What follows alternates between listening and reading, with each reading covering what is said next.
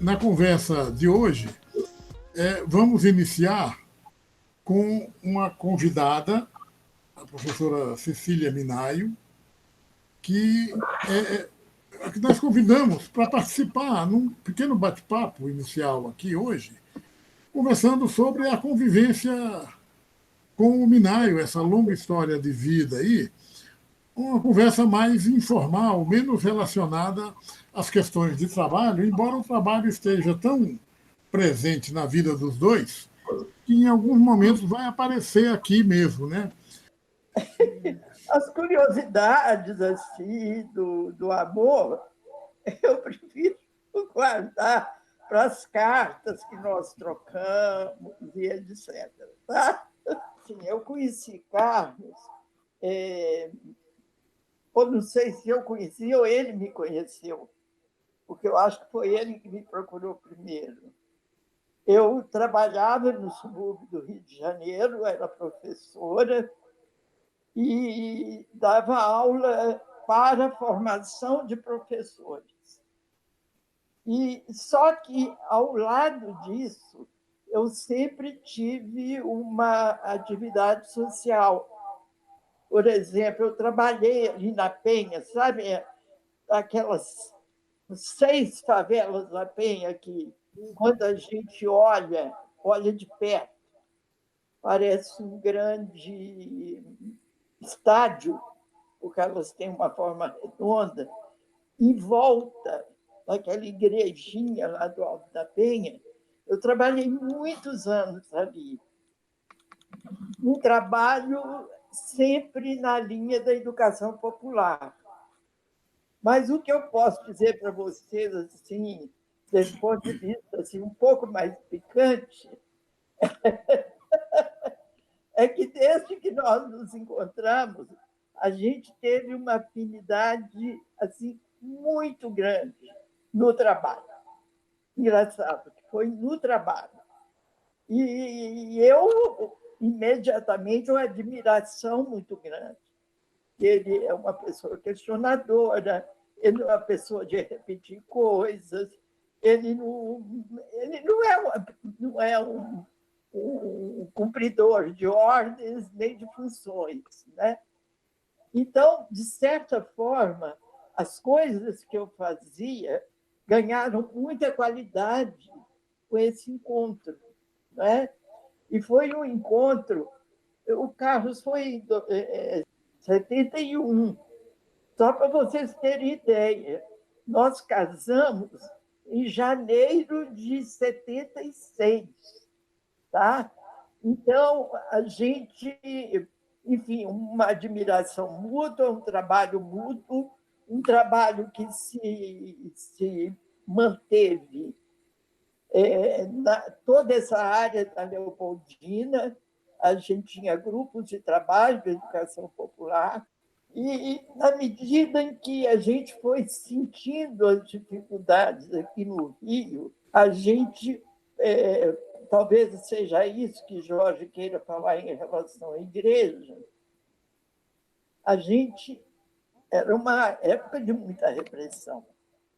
E nós chegamos à conclusão que a única instituição que estava aberta para acolher um trabalho de linha popular, uma linha que se encaminhava de acordo com a filosofia de Paulo Freire, era em Nova Iguaçu, com Adriano Hipólito. Tivemos que sair do Rio e fomos para lá.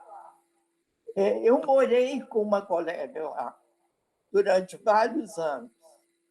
E a gente fazia um trabalho de educação popular, tanto com as mulheres quanto com os trabalhadores. Visitávamos os bairros, conversávamos sobre as questões.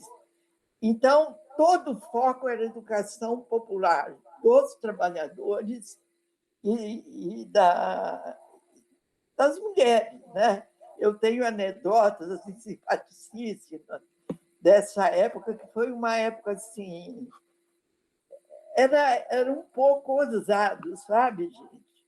Porque só quem trabalhou naquela época tentando fazer algum tipo de trabalho que não fosse o que estivesse no script, sabe as dificuldades que tinha. Sei lá, a gente tinha que usar códigos, a gente tinha que ver horários, a gente tinha que ver com quem encontrava. E a gente foi o nosso terreno. Tinha muitos trabalhadores da FENEME, quem lembra da FENEME? Tinha muitos trabalhadores da FENEME, tinha trabalhadores da Brahma. Nova Iguaçu era uma espécie de dormitório de trabalhadores, né? Então, eu não me lembro, porque Carlos acho que não morou em Nova Iguaçu, ele continuou a morar no Rio. Mas eu que morava com uma colega com os mesmos ideais que eu, lá em Nova Iguaçu, nós ficamos, acho que eu fiquei até viajar, porque nós casamos em Nova York. Até aí tem as bodas também, tem um pouquinho de encanto, né?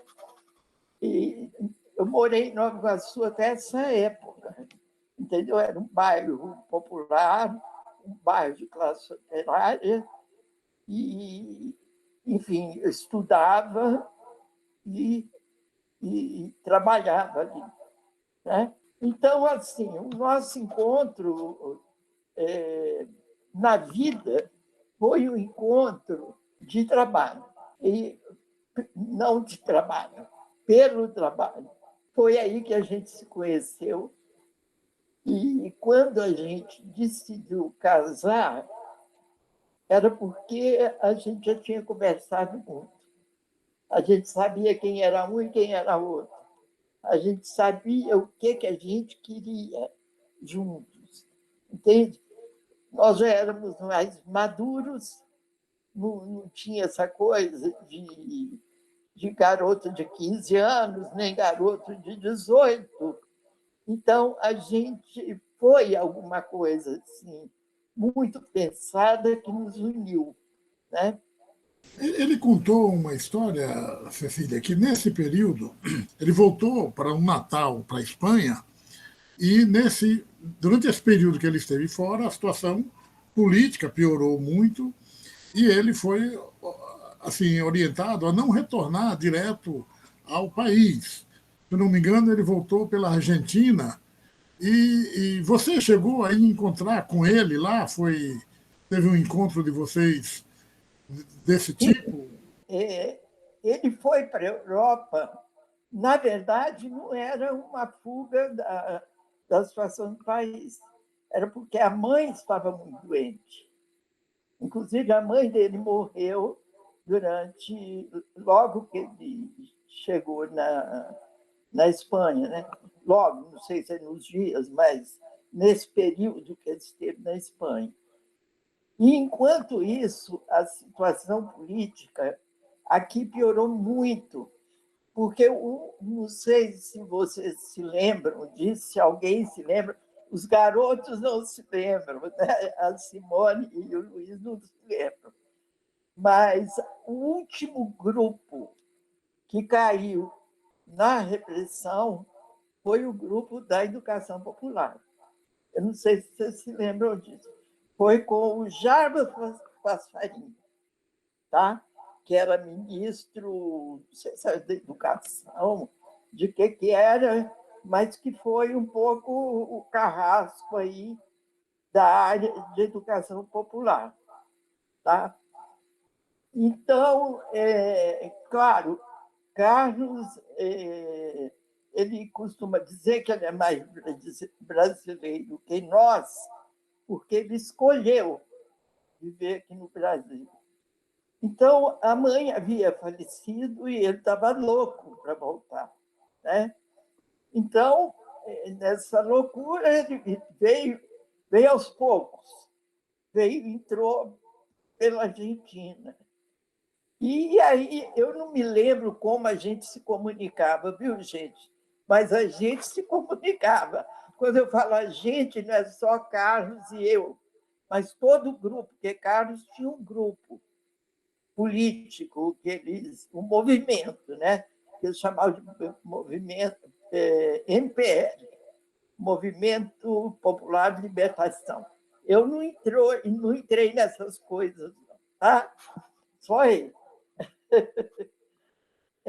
Então, a gente ficou sabendo e eu era mais inocente, tá? Nesse grupo.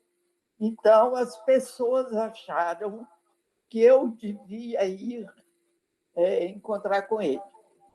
E falar com ele de jeito nenhum. Não tinha como voltar para o Brasil, porque ele deve ter contado também que, na prisão, usaram muito o nome dele como um agitador internacional. Então, ele estava com o nome em todas as fronteiras e era um risco muito grande. Então, eu fui na Argentina, a gente começou, acho que a gente ficou uns 3, 4 dias juntos e voltei para casa. E ele, acho que aproveitou esse tempo e fez um périplo por toda a América Latina. Foi na Bolívia, foi no Chile, foi no Equador, andou por aí. Um pouco perdido, né? Porque o rumo dele seria voltar para o Brasil. Então, teve esse encontro e nós tivemos um segundo encontro, aí já foi, acho que 74, 75, acho que foi 75, que o grupo do exterior que compunha esses exilados, no qual ele se incluía, tinha sugerido dele fazer um trabalho nos Estados Unidos. Ele deve ter contado isso, né? Contou isso para vocês. Não vou repetir. E lá ele tinha contato com o Canadá, tinha contato com os Estados Unidos e tal, mas faltava para ele uma visão maior da situação do país, porque o sonho era sempre retornar, né? Então, primeiro, esse grupo, quando eu falo esse grupo, é esse grupo político que estava aqui, que tinha os presos, tinha os soltos, né? Eu, no meu caso, eu me refugiei na casa de uns amigos que tinham uma casa na Lagoa, e são amigos até hoje, que me acolheram de braços abertos e me permitiu atuar, por exemplo, em relação ao pessoal que estava preso, etc. Eu fui conversar com o Eugênio, fui conversar com... que era quem tinha algum poder, viu, gente? Quando vocês pensam nessa época de repressão, a gente pode colocar que se tinha uma instituição que ainda podia vocalizar alguma coisa, era a igreja. E o Dom Eugênio, por exemplo, que era um conservador, ele conversava com os militares. Então, a gente tinha que recorrer ao Dom Eugênio. Tá? E tinha que recorrer também aos bispos do Brasil. Né? Então, enquanto eu fiquei na casa desses amigos, na Lagoa, fugindo um pouco da polícia, eu fiquei mediando coisas, relações em relação a... Esse grupo achou importante que eu fosse Vou contar uma anedotinha para vocês dessa época. Me deram uma incumbência de ir para Portugal e encontrar com um sujeito da TAP que ia levar algum pacote, alguma informação, alguma coisa. Não tinha nada de arma, algum pacote para o pessoal que estava exilado na França. Eu, a inocente, ia caminhando por aí. Né? Bem, aí eu, hospedada num bom hotel lá de Portugal, tinha um dia só, eu falei, o que eu vou fazer? Pegar um táxi aqui e passear, né? Fui passear por Lisboa e tal, e de noite eu recebo um telefonema que era para abortar o encontro no aeroporto, que era esse encontro com a pessoa da TAP, que eu não conhecia, mas eu ia chegar lá e eu tinha que falar uma coisa que agora eu não me lembro, viu? Talvez no futuro eu me lembre. Era um sinal. Eu chegava em um tal guichê, falava uma palavra e o cara me dava alguma coisa. Então, de noite, abortaram isso e eu fui para a França para encontrar o grupo lá, dar notícias do Brasil, falar da conjuntura, etc. E da França me arrumaram uma passagem, eu fui para Nova York, onde estava e o Carlos estava, né? E doido também para saber notícias e tal. E nessa segunda viagem, nós decidimos que a gente ia casar. Foi aí, nessa segunda viagem. Tá?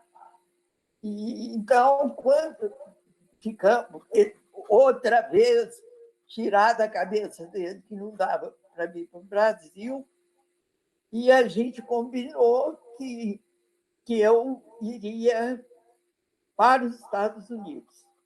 É tanto que nós casamos no City Hall de Nova York. Tá? Mas esse pedaço foi mais ou menos isso.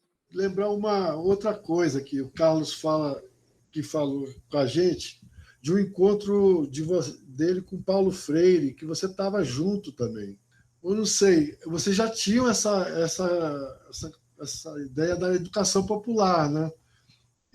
Mas teve alguma mudança esse encontro ao vivo? Acho que foi em Paris também, não foi? Então, eu acho que conta um pouquinho dessa emoção de encontrar. E também tem uma coisa que também o Carlos coloca, que quando vocês faziam esse trabalho junto com a favela, vocês começaram a organizar essa informação, e uma vez perderam esse caderno que organizava numa dessas escaramuças aí dos problemas de sair de um local e de outro. Mas eu acho que vocês construíram já um método, não foi? O início de um método de uma pedagogia organizada, de como trabalhar as mulheres, os trabalhadores. Eu acho que vocês trazem isso desde esse momento, né? Eu acho que vocês começam a organizar um método para a gente também, da saúde. Você traz. Tem alguma raiz aí que você acha que depois você traz para a gente, vocês dois? E teve essa paixão pelo método também, de antropológico, social? A primeira coisa que você perguntou, esse encontro com o Paulo Freire foi um encontro totalmente assim, de vizinho que senta na sala, conversa, ele com a mulherzinha dele, com a mãozinha assim, os dois, sabe? Ele era muito carinhoso, uma pessoa muito afável. E a gente se encontrou na casa de uma amiga comum, uma francesa, que deu muito apoio a todo esse grupo que viveu no exterior, inclusive com trabalhos alternativos, como foi o trabalho que nós fizemos, mas, sobretudo, o Carlos fez nos Estados Unidos. Né? A gente recebia, às vezes eu fico pensando, vou derivar aqui um minuto e volto para Paulo Freire. Sabe com quanto a gente vivia em Nova York, nós dois, com $500 por mês. Isso hoje não vale nada. Né? Mas, enfim, o Paulo Freire, essa amiga comum, essa francesa, que era a prima do rei da Bélgica, mas é uma pessoa totalmente voltada para as questões sociais. Acho que ela teve um noivo que lutou e morreu naquela guerra da Algéria. Então, é uma pessoa fantástica. E eles têm uma casa ali na Ilha de Saint-Louis, em Paris. E aí Paulo Freire foi com a mulherzinha dele, Carlos e eu, e ela. E a gente comeu um cozido francês, né? E aí Paulo Freire, em determinado momento, falou assim, não tem uma farinhazinha aí para fazer um pirão, não? Mas, assim, de uma forma muito sabe, de vizinho que se encontra, que está feliz, que está trabalhando junto, que tem os mesmos ideais. Carlos depois teve um encontro com ele mais forte em Nova York e Estados Unidos, mas esse aí é que me marcou mais. Agora, você falou outra coisa, que era... É da paixão pelo método comum. Eu vou te falar uma coisa. Isso é minha história, não é de Carlos, mas possivelmente a dele seja a mesma. Eu, desde a infância, eu tenho um caminho traçado que é trabalhar com as questões sociais. Isso sabe assim, se tem uma coisa que eu não mudei, foi isso. E nessa época, obviamente, isso teve um peso muito maior, porque realmente a gente acabou criando um método, a gente acabou formando pessoas para dar continuidade. Nós tínhamos vários grupos naquela época, inclusive com esse cuidado, viu? Que era um cuidado, ao mesmo tempo, com um pouco de medo. Não sei, quem viveu no Rio conheceu o Modesto da Silveira, que era um advogado importante, e foi advogado dos presos políticos. Modesto da Silveira ficou um grande amigo meu, tá? Assim como aquele velhinho, que eu esqueci o nome agora, que era um grande advogado também dos presos políticos. Sobral Pinto? Sobral Pinto. Eu visitei Sobral Pinto, entendeu? Por causa dos presos, do grupo que estavam presos. Mas o Modesto, ele me mandava recado. Cecília, toma cuidado, porque seu nome está aparecendo nos interrogatórios. Então, era, ao mesmo tempo, ousar e, ao mesmo tempo, ter cuidado, né? A gente tinha uma quantidade de códigos. Hoje eu vejo, às vezes eu vejo até minhas colegas do Claves, que são todas de esquerda, Bolsonaro deve detestar, falam tudo, colocam tudo. A gente nunca falou tudo e colocou tudo. Então, a gente tinha cuidado, porque tinha algumas coisas que a gente queria fazer. Então, ficar falando, entendeu? Foi nessa época, Jorge, que eu conheci Antônio Ivo, lá em Nova Iguaçu também, que ele também foi para os casos do Dom Adriano. Essa atividade de Carlos Minaio e a sua atividade política importante numa época tenebrosa, né, desse país. Em algum momento, vocês pensaram em entrar na carreira política ou quando fizeram o viés para a academia, para a pesquisa, nessa perspectiva, né, trabalhando, inclusive, a educação popular no âmbito da pesquisa da academia? O que eu posso dizer que eu senti de ter que abandonar foi esse trabalho feito com o povo e para a rua, depois que eu entrei na carreira acadêmica, com muita exigência, e 3 filhos. Aí só abandonando os filhos, né? Então, eu não sei se eu sublimei, mas eu parti do seguinte princípio: eu vou fazer da minha carreira acadêmica uma síntese disso que eu vivi. Tá? Então, o que, na verdade, a gente tenta fazer e continua fazendo nos temas que a gente estuda, que a gente trabalha, etc., né? Porque não dá mais. Né? E agora menos, que até agora daria, porque as filhas cresceram, e etc., mas agora as pernas não aguentam, o corpo não aguenta. Cecília, quando é que o Carlos virou mineiro? Ele virou mineirinho com a sua família. Ele nunca virou mineiro, Jorge. E sabe o que ele tinha um colega, quando ele trabalhou na FASE, que sabe que é a FASE, uma instituição, uma ONG importante aqui, ele trabalhou lá e o presidente, o diretor da FASE era mineiro também. Os dois viviam mancomunando para fazer uma ponte para ir para qualquer lugar, não ter que passar em Minas. Você acredita?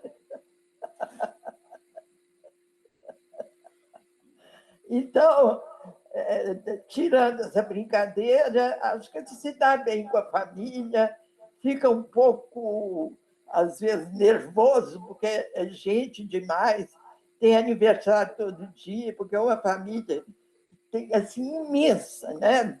Nós somos 11 irmãos. Então, é gente para dar e vender. Então, temos um